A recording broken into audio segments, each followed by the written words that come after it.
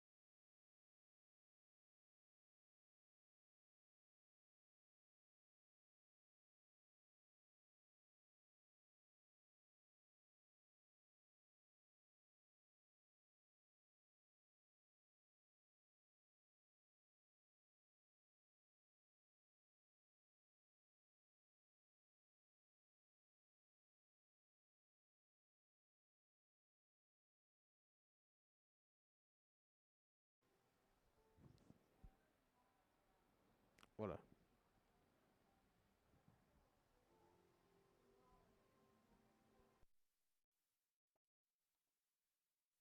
que habla,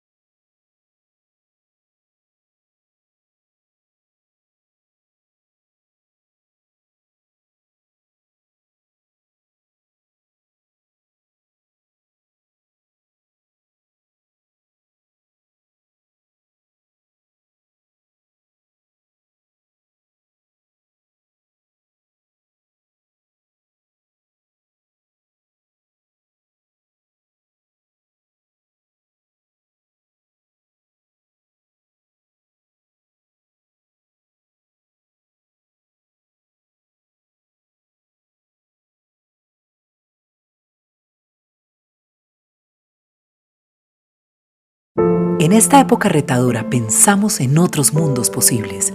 Llega la 16ª versión del Hey Festival, con eventos 100% digitales en los que participan las mentes más brillantes del mundo. Participa desde tu hogar en el programa del festival, con actividades para todas las edades, a través de una plataforma de fácil acceso donde podrás enviar tus preguntas para contribuir a importantes conversaciones sobre literatura, ciencia, medio ambiente, arte, actualidad, infancia y el sector del libro entre otros temas. Mantengamos la conversación y apoyemos la cultura y el pensamiento a través del programa Hey Festival en nuestras sedes habituales, Cartagena, Jericó, Medellín y ahora en toda Colombia y el mundo. Regístrate ya en www.heyfestival.org/Cartagena para preparar tus eventos y sin ningún costo participa en todas las actividades de manera virtual y accede a los contenidos extra disponibles. Del 22 al 31 de enero, hora Colombia, Hey Festival 2021. Imagina el mundo.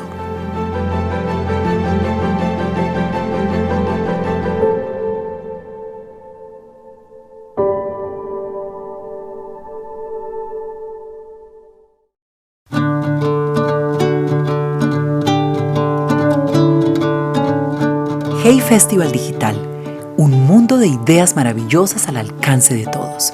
Actividades en nuestra web y en diferentes plataformas para continuar imaginando el mundo. Regístrate en las actividades del Hey Digital Colombia entre el 22 y el 31 de enero del 2021. Entra a www.heyfestival.org/Cartagena y participa en el festival de manera virtual. Prepárate para los eventos consultando los contenidos extras del festival, bonus tracks, entrevistas, blogs, podcast, entre otros, y adquiere los libros de los participantes. Descubre la riqueza del archivo de charlas y videos del Hey Festival y disfruta de 365 días de acceso a los eventos suscribiéndote al Hey Player o comparte con los mejores a través de los cursos de la Academia Hey y el nuevo diploma Hey Festival para aprender sobre gestión cultural. Del 22 al 31 de enero, hora Colombia, disfruta de todos los eventos y reflexiona sobre el momento actual. Hey Festival 2021. Imagina el mundo.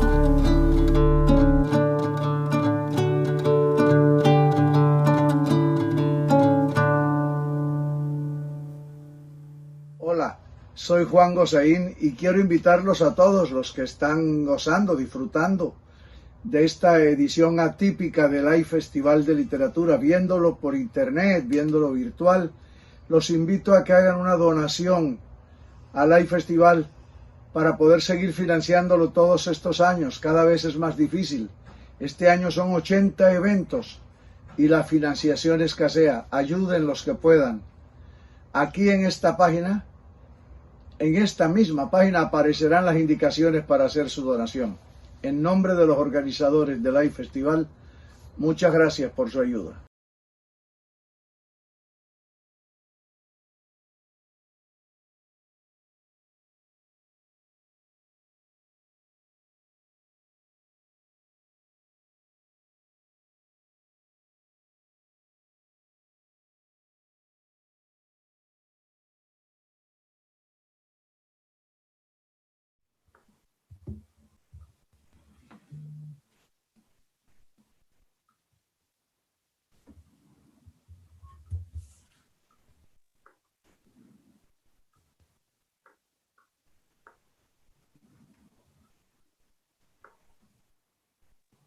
Hola, muy buenas tardes a todos y bienvenidos a esta edición del Hey Festival. Muchas gracias a todos ustedes por haberse inscrito en este evento. Gracias a Confama por organizarlo, gracias a Juan Gabriel Vázquez por estar aquí con nosotros. Y pues les quiero aclarar una cosa, la mecánica que vamos a tener hoy no es la misma mecánica de todos los café con autor, porque pues estaba planeado para 30 personas, pero en el momento que se cambió la dinámica y se abrió para más personas, pues ya tenemos más de 250 personas con nosotros, entonces no puede ser la misma dinámica, lo vamos a hacer como una conversación extensa con el autor y después vamos a pasar ya a hacer algunas preguntas. Juan Gabriel, antes de darte paso y de saludarte, quisiera darle un saludo muy, muy especial a toda la gente de Jericó, a toda la gente de ese pueblo hermosísimo. Amamos la belleza de las montañas de Jericó, el olor de su café y sobre todo valoramos muchísimo todas sus fuentes de agua. Entonces, un abrazo muy grande para toda la gente de Jericó. Juan Gabriel, bienvenido y muchas gracias por estar en esta conversación. Muchas gracias, Ana Cristina, a ti por aceptar este interrogatorio. Nuevamente no va a ser la primera vez que hacemos esto juntos, y a todo el mundo por estar ahí. Bueno, Juan Gabriel, estamos hablando de un libro que, pues, por lo que veo, muchas de las personas que se conectaron ya lo leyeron. Estamos hablando con personas pues, que ya conocen bien el libro. Es la historia del compañero Raúl, de Cajuma Bueno, de Li Ziqiang o de Sergio Fausto. Es una historia que no solamente es la historia de un individuo, es la historia de un país, es la historia también de parte de los sueños de un país, pero también hay una serie de historias que se entrecruzan muy bonitas. Entonces vamos a ponerle, y hay algo que me llama mucho la atención, y es la historia de las mujeres que se cuentan ahí, que son mujeres poderosísimas. Sí. Quisiera que empezáramos un poco hablando de todos sus libros, siempre trazan mapas. Hablemos un poco de los mapas que trazas en este libro para ubicarnos en ese mundo que nos que nos presentas en Volver la Vista Atrás. Bueno, es verdad. Mis libros siempre han estado obsesionados con un territorio muy concreto, que fue algo que descubrí hace ya muchos años cuando estaba tratando de escribir Los Informantes. Digamos que las obsesiones de un escritor son siempre muy pocas, ¿verdad? Y decía Sábato, cuanto menos numerosas, más fuertes son. Y la mía es esa, es contar lo que pasa en ese espacio en el que la historia con mayúscula se choca con las vidas privadas, las vidas, las pequeñas historias de los individuos. Eso es lo que a mí me ha interesado contar siempre, porque en ese espacio suceden cosas interesantísimas que nos marcan a todos.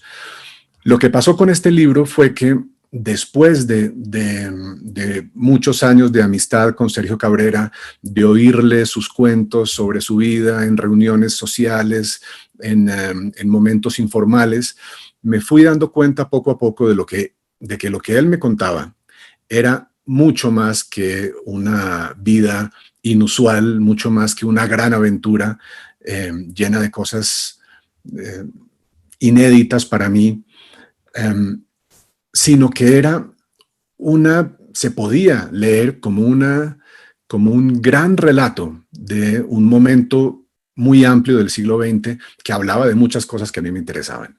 Entre ellas la manera como eso que llamamos la historia, la política, la vida pública, se mete en las familias, se mete en las vidas privadas de la gente y les cambia su manera de existir en privado. Eso que traté de contar en El ruido de las cosas al caer, que era el lado invisible de hechos muy visibles para todos nosotros, pues aquí también pasa lo mismo. Esta novela trata de contar lo que le pasó a una familia, lo que pasa en el interior de una familia, en las relaciones entre padres e hijos, entre hermanos, entre madres e hijos, cuando ahí llega el fantasma, el demonio de la historia, en forma de guerra civil española o revolución cultural china o conflicto armado en Colombia. Y ese es el mapa que el libro trata de trazar. Todo, digamos, visto a través de la vida de una familia y en concreto de una persona que es Sergio Cabrera. Hay una parte del libro donde nos llevas más o menos por el camino de cuántos años estuviste detrás de esta historia y cómo esta historia que tiene una sopa de boa, que tiene murciélagos que pican y en plena pandemia te tocó ya sentarte, te obligó la pandemia a sentarte en forma. Cuéntanos un poco cómo fue esa parte metodológica. Tenías una cantidad de conversaciones, una cantidad de conversaciones con Sergio, pero con muchos personajes. Pero además, Juan Gabriel, tienes, pues aquí, si uno se pone a mirar, y aquí tengo las notas, pues de la cantidad de literatura, de películas, de teatro, que es algo que me llama mucho la atención, porque tú además haces un viaje por la historia de la cultura en Colombia. Nos llevas a un punto donde no solamente nos cuentas la historia de la televisión, sino también la historia de las artes escénicas. y pasas por una cantidad de autores que van desde Gorky y Bartés hasta Vasily Grossman y pues ni hablar de las películas de cine, de todo lo que hablas. Cuéntanos un poco ya ese recorrido literario que acompaña y cinematográfico que acompaña a lo testimonial para poder armar todo este libro y esta historia que nos cuentas. Bueno, yo he hablado mucho y siempre es lo primero de lo que se habla cuando hablo de este libro, de eso que acabo de decir antes, ¿no? Del lado del aspecto político, histórico, de la manera en que este libro es una especie de puesta en escena de cómo las fuerzas de la historia, de la vida política, modifican nuestras vidas privadas. Pero hay otro lado del libro al que le tengo mucho cariño y me alegra muchísimo que lo señales, y es la vida cultural de estas personas, ¿no? La novela, cronológicamente, comienza durante la Guerra Civil Española, cuando un jovencito, un adolescente de 15 años, que se llama Fausto Cabrera, tiene que salir del país exiliado, como tantos otros, exiliados republicanos que acaban encontrando una vida en América Latina. Y la vida que él encontró pasaba desde el principio por recitar poemas. Él se hizo un nombre en Bogotá, en el comienzo de su vida aquí con 20 años, como recitador de poemas. Iba y recitaba a Machado y a García Lorca y a Miguel Miguel Hernández, Hernández. sí, en varios teatros bogotanos, en un momento incluso en el Teatro Colón, en un momento en el teatro municipal donde Gaitán estaba también haciendo sus viernes culturales, sus famosos viernes culturales. Y de ahí Fausto empieza una vida a partir de esas apariciones teatrales, recitando poemas, empieza una vida en el teatro, se convierte en una figura del teatro importante, vanguardista, capaz de convertir la Plaza de Toros de Santa María, por ejemplo, en escenario para montar una versión del Enfermo Imaginario de Molière. Luego llega la televisión y Fausto se convierte en alguien muy importante. Y es ahí, en los primeros años del teleteatro, donde este niño, Sergio Cabrera, empieza a hacer sus primeros papeles y a tener sus primeros contactos con el mundo de las cámaras, a entender lo que pasa cuando uno se para delante y detrás de una cámara. Y lo que viene después sigue contando esos dos mundos en paralelo, el mundo de la política, de la historia que está constantemente golpeando a la puerta de estos personajes, y del mundo de sus lealtades culturales, de su vida artística, y de alguna manera toda la novela se puede leer también así, como una exploración de las relaciones que tenemos con todo eso que llamamos creación, eso que llamamos el mundo cultural, que es lo que finalmente rescata a Sergio Cabrera después de una serie de experiencias duras y dolorosas. Es su vocación artística lo que rescata su vida.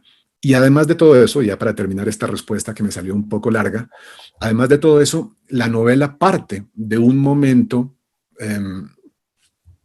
que es difícil en la vida de Sergio Cabrera. Estamos en el año 2016 y tres cosas están saliendo muy mal en su vida. Su padre acaba de morir, su matrimonio está en crisis y su país está en crisis porque acaba de rechazar el plebiscito en octubre de 2016. En ese momento, Sergio recibe una invitación para presentar sus películas, una retrospectiva de sus películas en Barcelona. Barcelona. Y es desde ese punto de contacto con su vida creativa, con su vocación artística, es ahí donde él se pone a recordar toda su vida y esas memorias son pues la historia a la que asiste el lector. De manera que todo ese mundo creativo, artístico, de las historias que nos contamos en literatura, en cine, en teatro, en televisión, todo eso es una parte importantísima evidentemente de la vida de mis personajes, pero por lo tanto de la novela. Cuando uno piensa, o por lo menos, pues antes, no sé, de las personas que nos acompañan en este momento, a quienes les pasó lo mismo, pero cuando uno pensaba en Fausto Cabrera, uno pensaba, pues claro, en el político, pero sobre todo, pues en la persona de la cultura, de la televisión, no sabíamos todas estas historias tan a fondo, pero hay es decir, uno lo tenía como en un pedestal, y uno cuando lee esta historia y uno lee pues todo esto que pasó con sus hijos, cuando los dejó en China, después cuando los mismos hermanos Krug dicen vamos a tener la soledad de los Cabrera, cuando uno ve esa soledad de esos niños y de alguna manera esa indefensión, aunque estuvieran efectivamente preparándose y aprendiendo de combate, estaban solos. ¿Cuál fue esa relación tuya? ¿Cómo fue ese tránsito de el Fausto Cabrera que tenías antes y el que tenías después? Porque además es el papá de tu amigo. Sí, claro, claro. Bueno, de alguna manera la novela comenzó así para mí. No he contado mucho cuál fue la primera semilla de la novela. Fue no un texto de literatura, sino un proyecto de película que al final no quedó en nada. Imagínate que Sergio tuvo el proyecto muy, muy incipiente en algún momento, junto con una productora china, de hacer una película de ficción sobre sus años en China, es decir, basada en su experiencia en China durante los años 60, la revolución cultural. Es un momento muy, muy impresionante desde todo punto de vista de nuestra historia del siglo XX, y no lo conocemos mucho. Y Sergio Cabrera estuvo allí. De manera que la idea de hacer una película de ficción, basada en sus experiencias, era muy seductora.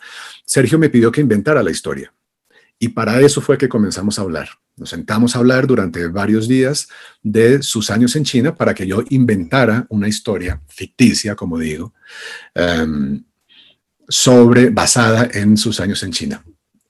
Por la cantidad de cosas imponderables que hay en el mundo del cine, la cantidad de pequeñas razones que hacen que un proyecto se vaya al traste, este proyecto fracasó. Al final no se completó, nos quedó claro que no iba para ninguna parte y se suspendió la cosa, pero esas conversaciones fueron suficientes para que yo me diera cuenta de que esto había que contarlo. La vida de Sergio tenía que contarse porque era una vida capaz de hablarnos de muchas otras cosas más allá de sus vivencias privadas. En eso estaba pensando, tomando notas, haciendo investigaciones, cuando llegó ese momento del año 2016 en el que me entero yo, por los periódicos colombianos, de que Fausto Cabrera acaba de morir. Resulta que la historia que yo había inventado sobre los años en China tenía un personaje que va a China, colombiano, es un guionista de telenovelas, me acuerdo que va a China, y estando en China empieza a recordar los años de la Revolución Cultural. En ese momento muere su padre, en Bogotá. Y él decide, en China, estando en China, el personaje inventado decide que no va a ir a Colombia al entierro de su padre. Ahí esto era un recurso narrativo para mí, un recurso de dramaturgia para inventar una situación de tensión que luego me permitiera inventar una historia interesante, porque los conflictos entre padres e hijos son siempre interesantes narrativamente. Bien, 2 años después de esto, cuando en la vida real muere Fausto Cabrera, le escribo a Sergio para darle mis condolencias y me contesta después de 2 o 3 días diciéndome: acabo de decidir que no voy a ir al entierro de mi padre en Bogotá, y fue solo después que me di cuenta que estaba reproduciendo la conducta de tu personaje inventado hace 2 años. No sé qué quiere decir eso, pero es interesante, me dice Sergio. En ese momento yo supe que ahí había una novela como a mí me gustan, una novela de vidas privadas, de exploración de nuestros conflictos, de nuestras tensiones, y en ese momento entendí que la relación de Sergio con su padre era mucho más complicada y tensa y difícil y llena de conflicto que lo que yo creía. Y las conversaciones con Sergio a partir de ahí no hicieron más que confirmarlo. Él fue extraordinariamente abierto conmigo, contándome punto por punto todo ese lado oscuro, difícil, conflictivo que tienen nuestras relaciones. Y ese es el corazón de la novela, ¿verdad?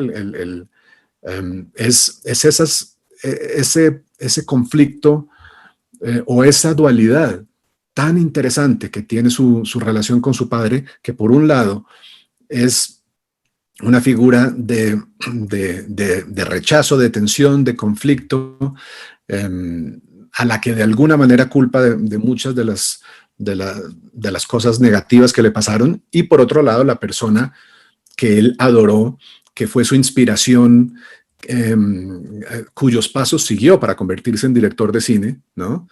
Y cuya influencia y presencia física está en todas las películas de Sergio. De manera que cuando hay esa dualidad, fue una de las cosas que me convencieron a mí de que este libro, pues, no era una biografía de Sergio Cabrera, sino una novela, porque la novela es donde exploramos este lado emocional, secreto y privado de la vida pública. Qué respuesta tan larga, perdón. No, pero es que es una conversación. Sí, siempre la figura del padre en muchas de tus novelas tiene una importancia muy particular. Al principio saludamos a todas las personas que nos acompañan y les agradecemos por estar con nosotros, pero le quiero hacer un pequeño saludo especial a alguien que me acabo de dar cuenta que está con nosotros, que es Marianela Cabrera. Es decir, una de nuestras protagonistas de la obra está aquí con nosotros. Entonces, bienvenida. Qué gusto tenerte ahí, Marianela. Sí. Bueno, hay algo que es la primera pregunta y que siempre te hacen cuando hay este tipo de libros que escribes en que hay ficción y realidad, y es, ¿qué tanto es cuento chino? ¿Sí o no? Sí. ¿Qué tanto, literalmente, qué tanto es cuento chino? Pero esta pregunta te la quiero conectar con algo, y es esa filigrana, ese papel que juegas tú en el momento de decir, aquí vamos a meter una foto, aquí vamos a meter un pedazo del diario, aquí porque yo me di cuenta, tuve esa impresión de que metías la foto cuando uno decía, no, esto no puede ser que haya pasado así. Entonces meter la foto como para decirle a uno, mire que sí es así. Ahí está el documento, sí. Vea que no le estoy diciendo mentiras, es decir, como si hubieras elegido esos pedacitos cuando uno ya está diciendo, no, esto es cuento chino, vea que sí es así. ¿Cómo hiciste toda esa filigrana y hasta dónde llega esa ficción y esa realidad? Sí.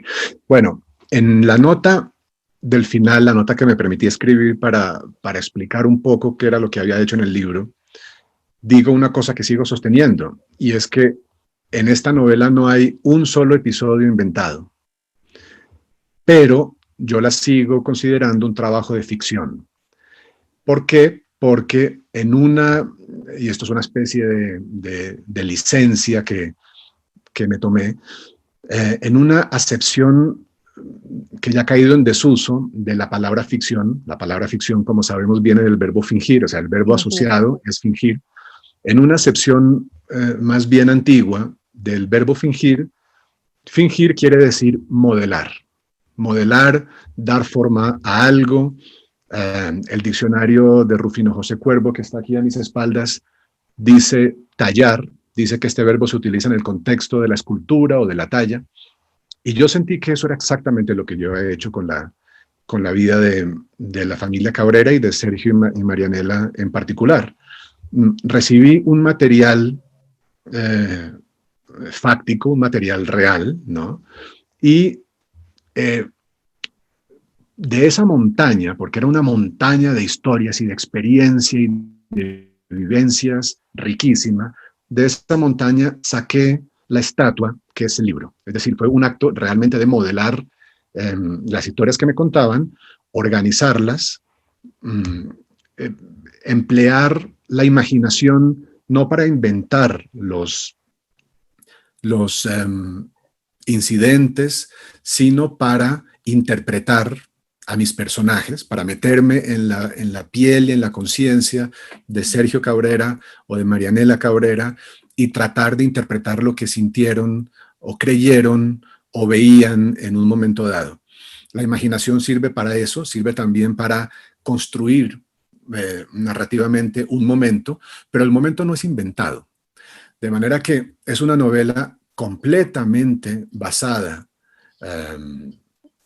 en situaciones que me contaron sus protagonistas, pero mi ejercicio como novelista fue moldear esos momentos, moldear esas situaciones y sobre todo encontrar en esa gran maraña de experiencia de esta familia, encontrar la serie de situaciones que era capaz de contar una historia, no solo fascinante en sí misma, sino una historia que sirviera de metáfora de algo más, del impacto de la ideología en nuestras vidas, de nuestra vulnerabilidad en ciertos momentos a formas del fanatismo, de muchas cosas que la historia que yo encontré es capaz de transmitirles a los lectores.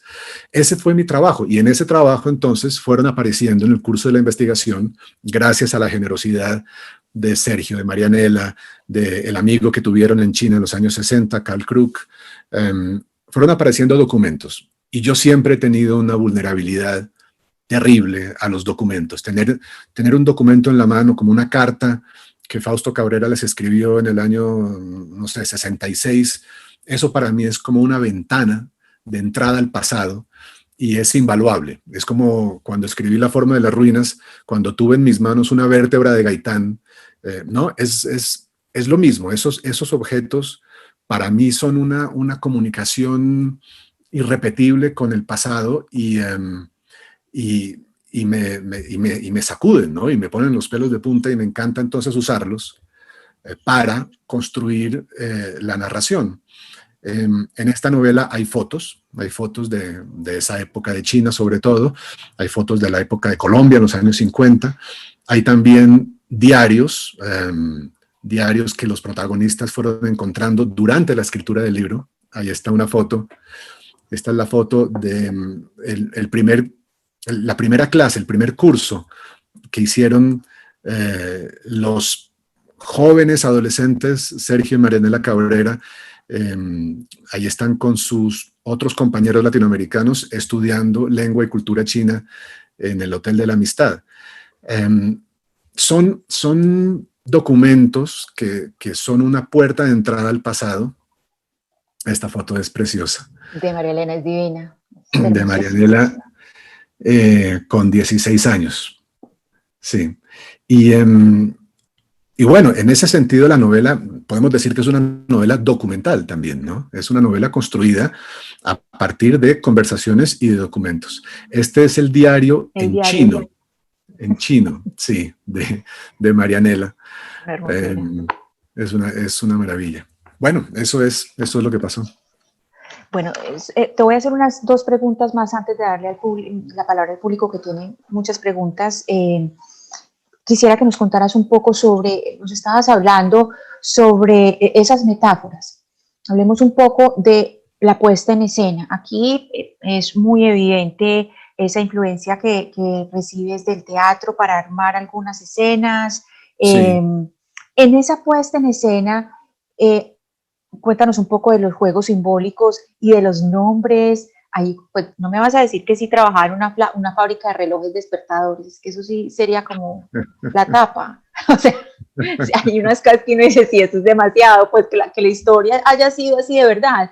¿Qué tanto ahí tienes como de juego simbólico tuyo y la realidad qué tanto te dio? No hay. Ese es el pacto que hago con el lector. Y cuando uno tiene la posibilidad de hacer ese pacto, no se puede desviar ni un paso para un lado. No hay detalles, no hay episodios inventados. Ellos sí trabajaron en una fábrica de relojes. ¡Qué locura! Eso, sí, ahí podríamos escribir 3 libros sobre el simbolismo de eso, ¿no? Claro. Me cuidé mucho después de varias horas de conversación con ellos, en los que la historia iba quedando formada y mi lado periodístico me obligaba a confirmar detalles o a buscarlos cuando no estaban. Me preocupé mucho por la exactitud de los detalles. Es decir, yo sé qué marca de cigarrillos estaba fumando Sergio con 15 años en una fiesta, en una reunión que hubo en la Embajada del Reino Unido en Pekín, cuando estaba más o menos caminándole a una adolescente que había conocido. Yo sé... La yugoslava, sí. Yugoslava. Yo sé qué marca eran esos cigarrillos. Y así con todo, porque sobre la solidez, digamos, de estas precisiones de periodista responsable, se monta la credibilidad del resto, ¿verdad? Entonces yo le pido a los lectores, hago con ellos este pacto de decirles, aquí no hay nada inventado, y de verdad que no hay nada inventado. Y como digo, la imaginación del novelista entra para construir una escena, pero todo lo que se menciona en esa escena tiene un asidero en mis investigaciones o mis conversaciones con los testigos, con su memoria. Sí, quisiera que habláramos un poco sobre las mujeres. Las mujeres que están en esta obra son mujeres supremamente poderosas, pero a la vez están subyugadas. Ellas son mujeres que sueñan con luchar por los demás, hacer algo por los demás, pero también por tener una libertad de ellas mismas. Por ejemplo, Luz Helena empieza como una niña bien de Medellín y esto termina un personaje inmenso de una capacidad arriesgada, se atreve a estar sola, a hacer una cantidad de cosas sola que uno no se hubiera imaginado, pero sigue con una capacidad de entrega impresionante, de cuidar hijos ajenos, de hacer cosas que muy pocas personas se atreverían a hacer. Bueno, llevando plata, correos, o sea, una cosa loquísima. Y ni hablar de Marianela, el personaje de María Elena, que desde tan chiquita tuvo ese poder. Sí. Hay una dificultad que veo ahí que puede estar en la mitad, y es cómo dibujar a esas mujeres, digamos, lo más fiel posible sin mostrarlas como subyugadas, a pesar de que al principio las dos estaban completamente subyugadas y en ciertas partes uno decía, quieren ser libres, pero están completamente subyugadas. Sí, bueno, ahí entramos en un territorio que para mí ha sido muy interesante a la hora de hablar de este libro, y es esa interpretación que uno hace ya subjetiva y a partir de ciertas consideraciones, vamos a decir, morales o psicológicas de los personajes, que es algo que uno siempre hace cuando habla de literatura, ¿no? Y que yo he hecho siempre que hablo de mis libros, y tú y yo lo hicimos hablando de mis personajes ficticios de los cuentos de Canciones para el Incendio. Uno habla de estos personajes que no existen en la realidad y entonces les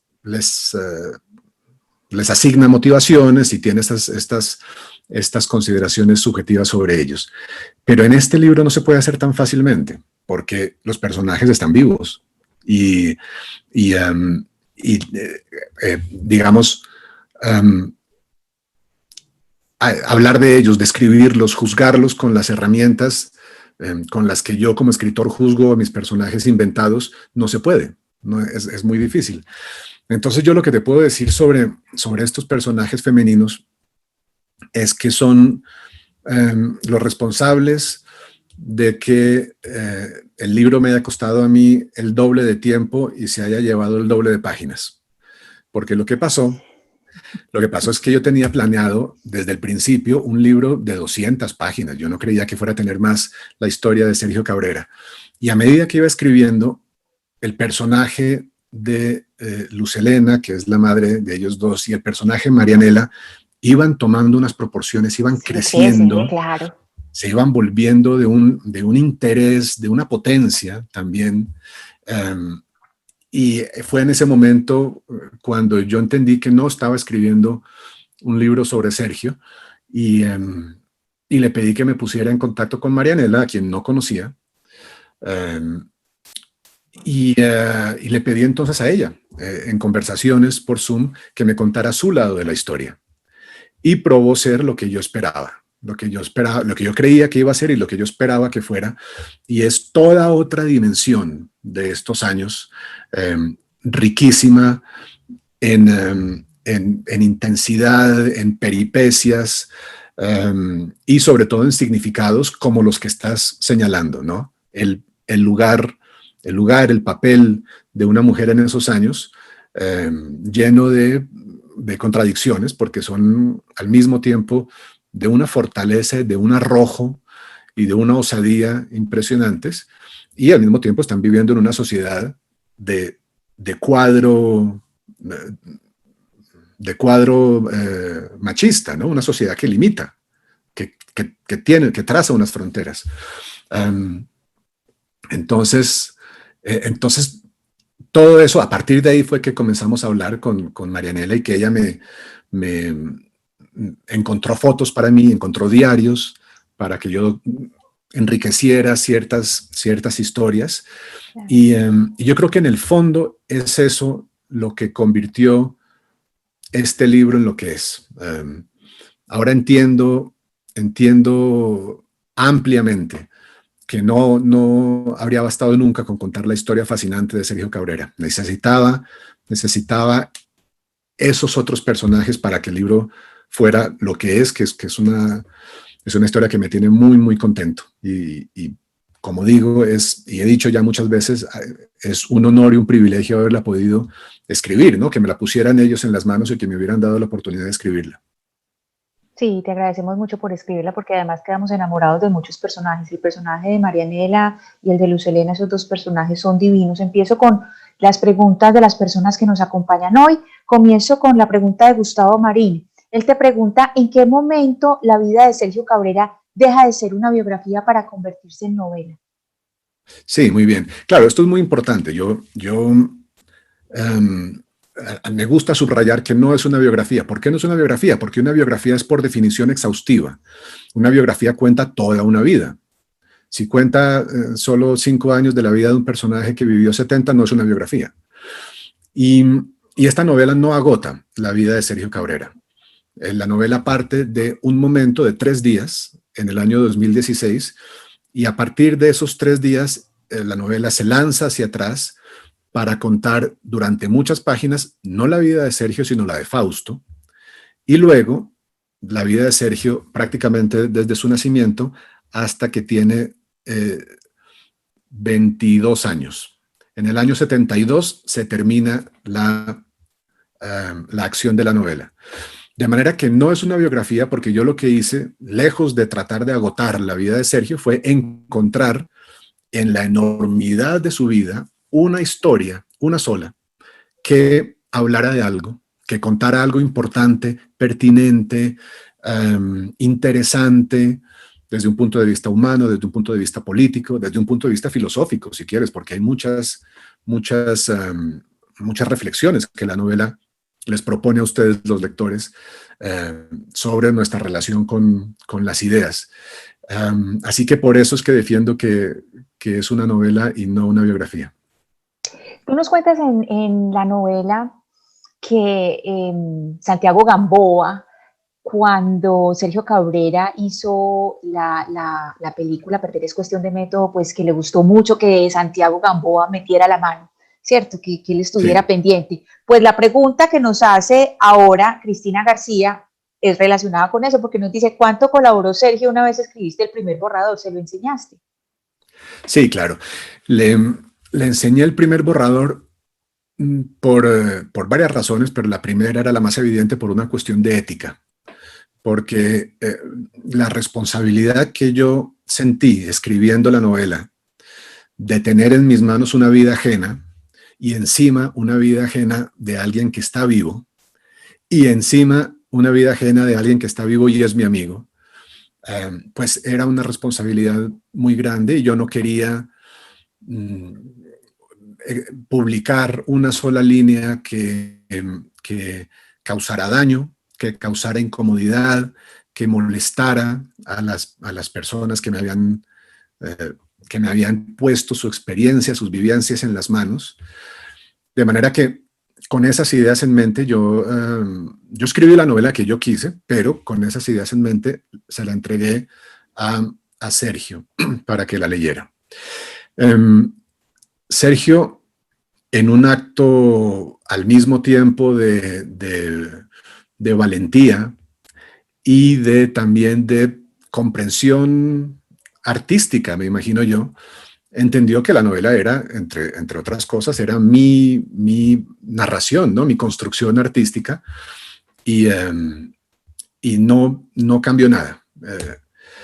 Sí corrigió datos, que era para lo que yo se lo entregaba también, corrigió datos, amplió informaciones, y sucedió algo muy peligroso que siempre sucede con Sergio, que es su memoria prodigiosa, que leyó la novela y cada página le sugería otros recuerdos y otros recuerdos y otros recuerdos, hasta que yo pensé que iba a tener que escribir En busca del tiempo perdido, ¿verdad? 7 tomos, Sí, sí, sí. 7 tomos para darle cabida a todo lo que la novela le iba sugiriendo a Sergio como memorias. Entonces sí, él la leyó, la aprobó, corrigió detalles, amplió cosas. En algún momento me hizo comentarios de verosimilitud. Me dijo: mi madre nunca diría esta palabra, por ejemplo.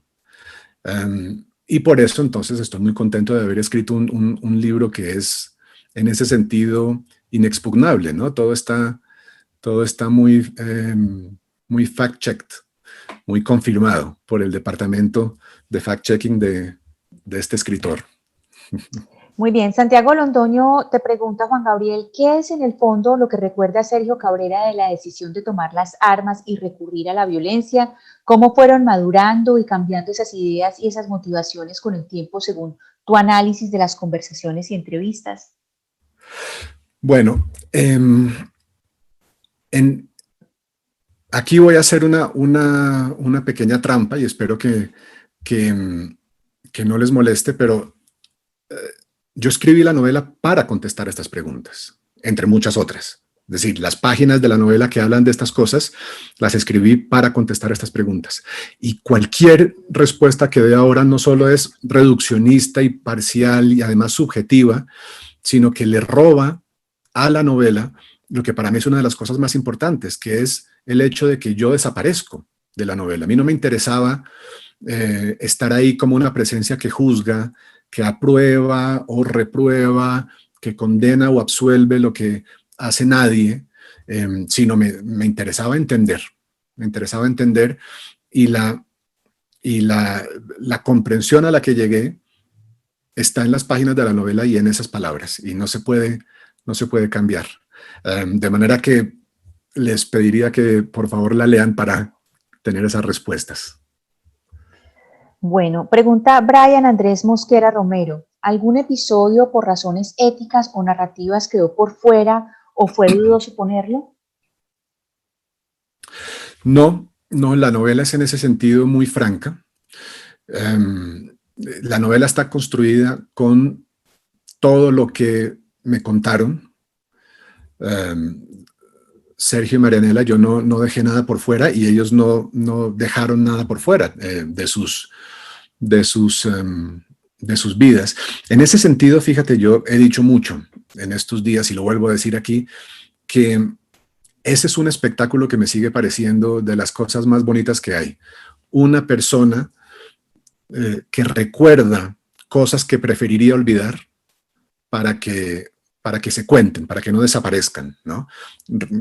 Recuerdos dolorosos, recuerdos difíciles, cicatrices que quedaron. Y esta persona, Sergio, Marianela, se sienta a recordar eso que preferiría no tener que recordar, o que ha hecho un trabajo para olvidar, y llega aquí este novelista a pedir que los recuerden otra vez, y hacerlo con esa sensación, yo creo, de que sobrevivan historias que, aunque sean dolorosas, son necesarias. Eso me parece tan valiente, ¿no?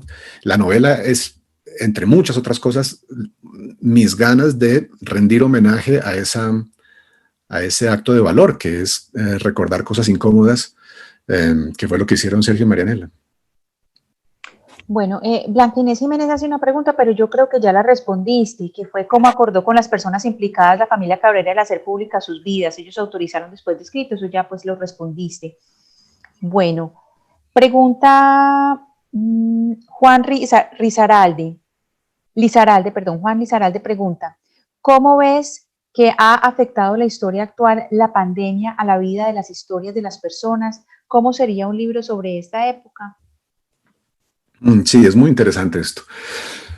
Sí, yo he tratado, la novela de alguna manera responde a esto, porque la novela que yo estuve preparando durante 7 años más o menos, solo tomó su forma definitiva. Yo solo logré encontrar la voz y la estructura para escribirla hacia febrero, diría yo, del año pasado. De manera que cuando estalló todo esto,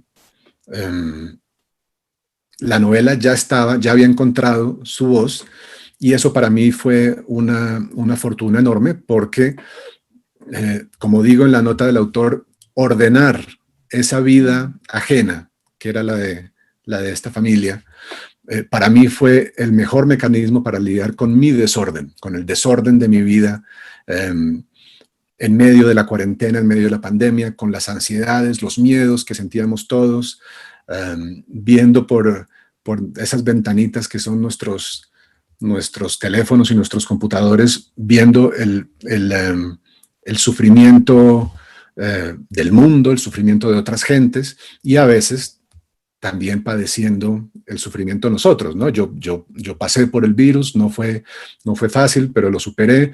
Tuve un amigo que murió, al que el virus mató, de manera que fueron días difíciles y meses difíciles en varios sentidos, y construir esta historia fue lo que a mí me rescató, fue lo que me mantuvo con cierta cordura, lo que permitió darle un orden a mis días, y yo creo que eso es lo que hacen las historias, ¿no?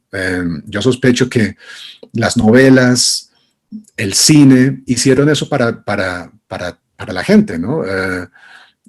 Que logró refugiarse en esas historias que hemos contado, en novelas, en películas, en series, refugiarse en ellas para encontrar, digamos, un remanso en medio de todo este mundo caótico. Pero sabes que cuando describías, por ejemplo, la selva, que decías todo verde, verde, verde, y cuando el amigo de Sergio decía, yo quería que fuera la noche para dejar de ser verde, ahí como que un poquito se sentía tu encierro. Sí, sí. ¿Sí? Sí. Ese encierro en que estabas tú. Claro, claro. Esa anécdota es real, por supuesto, pero para mí me hablaba de mi propia sensación de claustrofobia, sí, ¿no? En un momento de estos meses, que es algo que hemos sentido todos. Así que sí, claro, se van dejando. Yo creo que todo eso que estaba pasando pasando para mí, pasando en mi ciudad y en mi país, y las comunicaciones de amigos que llegaban de otras partes, se iba misteriosamente metiendo en la novela también, y seguramente está por ahí en algún adjetivo o en alguna imagen.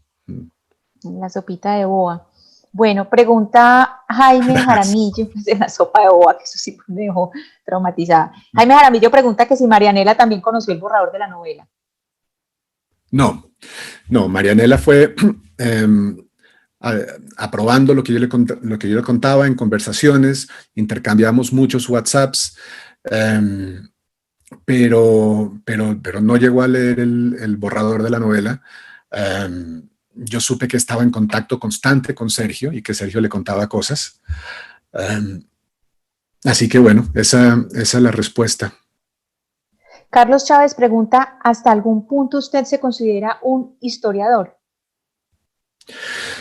Bueno, a ver, yo al mismo tiempo puedo decir que esa es una palabra muy grande y que tengo un enorme respeto por los historiadores, y ni por método ni por conocimientos me consideraría en términos literales un historiador. Pero sí creo que un novelista es en parte un historiador. De hecho, un escritor que a mí me importa mucho, Joseph Conrad, decía: el novelista es un historiador de las emociones. Recopilamos y preservamos y ordenamos para la posteridad lo que fue la vida invisible, la vida emocional, la vida moral de una persona en un momento dado. Y hoy sabemos no solo lo que pasó durante las guerras napoleónicas, sino cómo se sentía estar en las guerras napoleónicas gracias a Tolstoy. Al mismo tiempo que podemos leer libros de historia sobre las guerras napoleónicas y saber qué pasó, en qué fecha, por qué y cómo, al mismo tiempo sabemos cómo se sentía emocionalmente estar ahí, pelear en una de esas batallas, sufrir sus consecuencias laterales, porque hay una novela que nos lo contó. De manera que yo siempre he creído que es imposible la comprensión completa de un momento histórico sin acudir a la ficción, a la imaginación de quienes los han contado, y en ese sentido completan la historia, ¿no? Lo que yo he tratado de hacer siempre con mis novelas, es agarrar un momento de nuestra historia colombiana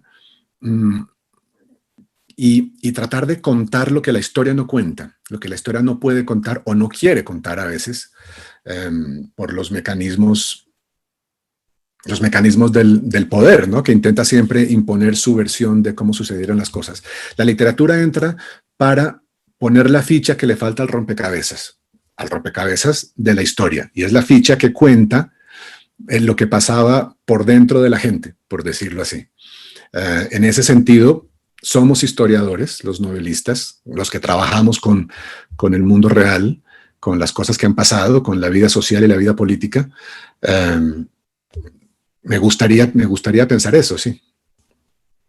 Sabes que ahora que hablas de las emociones, Mauricio García Villegas decía que él encontraba hilos que se tejían entre tu obra y la obra del País de las Emociones Tristes, que tiene, no sé si Mauricio está por ahí, no estoy buscando, pero es muy difícil ver en cuadritos negros si está por ahí. Bueno, sí, yo admiré mucho rápidamente. Yo admiré mucho el libro del El País de las Emociones Tristes y lo leí por coincidencias más o menos al mismo tiempo que él estaba leyendo Volver la Vista Atrás. Y estoy muy consciente de eso. Estoy muy consciente de que hay en los dos libros unas preocupaciones similares que tienen mucho que ver con la forma como los seres humanos lidiamos con nuestros odios, nuestras malas emociones, nuestra capacidad para hacer daño o para lidiar con el daño que nos hacen. Todo eso está muy presente en la novela, claro. Bueno, esta pregunta la hace Brian Andrés Mosquera y es relacionada con la figura del padre y del pasado. En la mayoría de sus novelas la figura del padre es muy importante, un padre que puede ser también un pasado que nos rebosa. Ambos, Santoro en Los Informantes, Altamarino en busca de Miguel Altamarino, Maya Fritz buscando su padre La Verde y Carballo y su obsesión con Gaitán gracias a su padre. En Colombia sí. El pasado nos rebosa de la peor forma y no sabemos volver la vista atrás. ¿Qué buscas al investigar en ese pasado y cómo aprender a mirarlo? Sí, todo eso es verdad. Es una muy buena pregunta. Digamos que la figura del padre en mis novelas siempre ha estado como una especie de metáfora de lo que es el mundo que vino antes, ¿no? Porque a mí una de las grandes preocupaciones que tienen mis libros es esa manera misteriosa que tiene el pasado de no pasar, de no quedarse atrás, que es desesperante, ¿no? Crecemos con la idea y nuestra educación alimenta la idea de que el pasado ya pasó, ¿no? Lo que pasó, pasó, pero nos damos cuenta, si tenemos un mínimo de atención, nos damos cuenta de que el pasado en realidad nunca pasa, está con nosotros, son fantasmas que se quedan con nosotros y que moldean nuestras vidas. Esta novela comienza, la cronología de la novela comienza hacia el año 36 más o menos, porque yo creo que en ese año 36 se sembró la decisión que Sergio Cabrera tomaría en el año 72. Y en el momento en que Fausto Cabrera decide, estando en Venezuela con 19 años, decide que va a probar suerte en esa ciudad que se llama Bogotá, a la que llega con 20 años, ahí se siembra lo que pasa con Sergio Cabrera en Barcelona en el año 2016. De manera que si los padres me interesan siempre es porque son la encarnación de esas fuerzas del pasado que mis personajes siempre están tratando de entender. Y porque mis novelas tratan de explorar un poquito más y de entender un poquito más cómo es que a mí, en el año 2021, en el que estamos, a mí me afectan y moldean mi vida cosas que pasaron 20 o 30 años antes de que yo naciera. También de eso se ocupa La forma de las ruinas, por ejemplo, que cuenta el momento del nacimiento de mis hijas en el año 2005, cuando yo entendí que entre las muchas cosas que estaban pasando en ese momento estaba el asesinato de Gaitán, el bogotazo. De alguna manera estaba moldeando el momento en que nacieron mis hijas. ¿Cómo pasan estas cosas?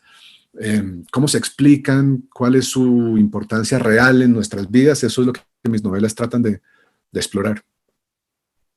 Bueno, a todas las personas que nos acompañaron, pues les agradecemos mucho. No tenemos tiempo para más preguntas.